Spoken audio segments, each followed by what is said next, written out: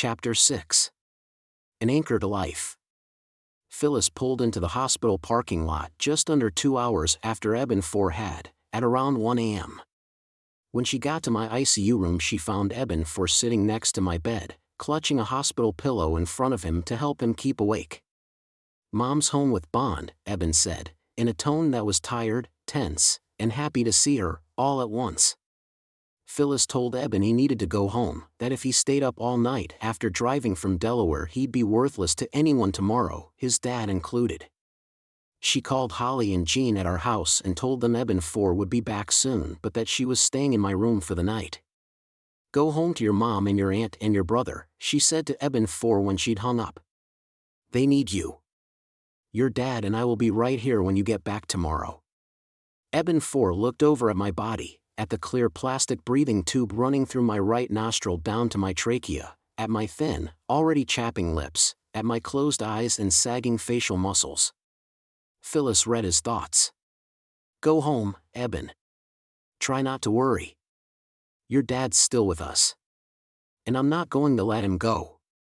She walked to my bedside, picked up my hand, and started to massage it. With only the machines and the night nurse who came in to check my stats every hour for company, Phyllis sat through the rest of the night, holding my hand, keeping a connection going that she knew full well was vital if I was going to get through this. It's a cliché to talk about what a big emphasis people in the South put on family, but like a lot of clichés, it's also true. When I went to Harvard in 1988, one of the first things I noticed about Northerners was the way they were a little shyer about expressing a fact that many in the South take for granted: your family is who you are. Throughout my own life, my relationship with my family, with my parents and sisters, and later with Holly, Eben and Bond, had always been a vital source of strength and stability, but even more so in recent years. Family was where I turned for unquestioning support in a world that, North or South, can all too often be short of this commodity. I went to our Episcopal church with Holly and the kids on occasion. But the fact was that for years I'd only been a step above a C&R, one who only darkens the door of a church at Christmas and Easter. I encouraged our boys to say their prayers at night, but I was no spiritual leader in our home. I'd never escaped my feelings of doubt at how any of it could really be. As much as I'd grown up wanting to believe in God and heaven and an afterlife, my decades in the rigorous scientific world of academic neurosurgery had profoundly called into question how such things could exist.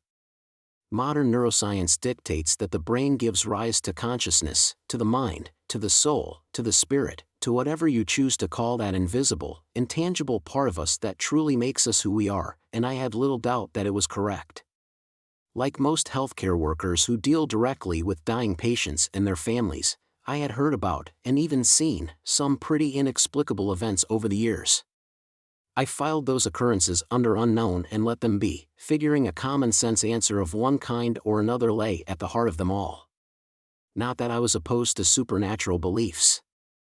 As a doctor who saw incredible physical and emotional suffering on a regular basis, the last thing I would have wanted to do was to deny anyone the comfort and hope that faith provided. In fact, I would have loved to have enjoyed some of it myself. The older I got, however, the less likely that seemed. Like an ocean wearing away a beach, over the years my scientific worldview gently but steadily undermined my ability to believe in something larger. Science seemed to be providing a steady onslaught of evidence that pushed our significance in the universe ever closer to zero.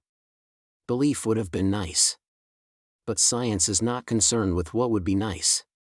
It's concerned with what is. I'm a kinetic learner, which is just to say that I learn by doing.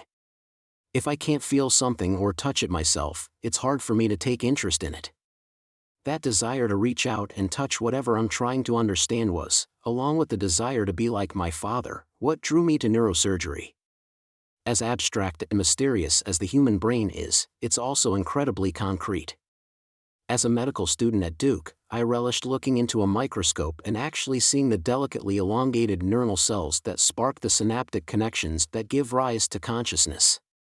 I love the combination of abstract knowledge and total physicality that brain surgery presented. To access the brain, one must pull away the layers of skin and tissue covering the skull and apply a high-speed pneumatic device called a Midas Rex drill. It's a very sophisticated piece of equipment, costing thousands of dollars. Yet when you get down to it, it's also just the drill. Likewise, surgically repairing the brain, while an extraordinarily complex undertaking, is actually no different than fixing any other highly delicate, electrically charged machine. That, I knew full well, is what the brain really is, a machine that produces the phenomenon of consciousness. Sure, scientists hadn't discovered exactly how the neurons of the brain managed to do this, but it was only a matter of time before they would. This was proven every day in the operating room. A patient comes in with headaches and diminished consciousness. You obtain an MRI, magnetic resonance image, of her brain and discover a tumor. You place the patient under general anesthesia, remove the tumor, and a few hours later she's waking up to the world again. No more headaches. No more trouble with consciousness. Seemingly pretty simple.